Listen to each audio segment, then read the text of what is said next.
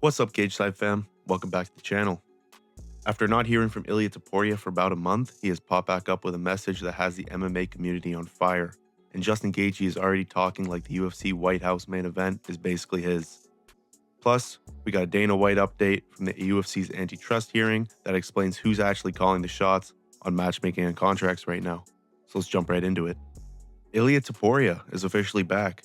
He posted some training content on his Instagram with the message, "The champ is back." The personal stuff that stalled everything appears to be resolved.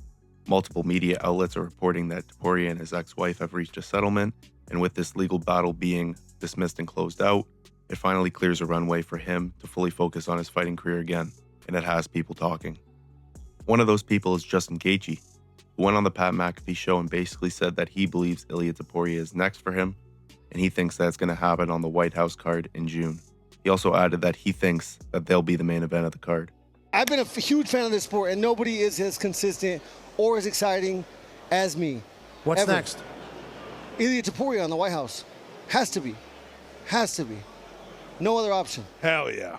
Let's go. Walking out of the Oval Office into the cage, wearing the flag. Like, I can't think of any. I've been speaking it into existence since I fought Vazeev last year. I was like, I'm going to fight. I thought it would be Topuria in January, and then I would fight and defend my belt on the White House card in June. And, you know, things change up, can't control everything. Ilia takes a step back because of personal issues. I still get to fight for an interim championship, which makes me a champion on paper, which gives me Ilia Topuria on the White House in June. Hey, why not? Makes sense to us. Awesome. Yes. And that fight would want it fireworks. Entertaining. I think we're going to main event it. I think we'll be the main event. Boom. Let's go. That's a huge statement, because if this card is going to be what people think it's going to be, it's going to have big names attached to it. And Gaethje is already framing himself versus Topuria to headline the entire thing.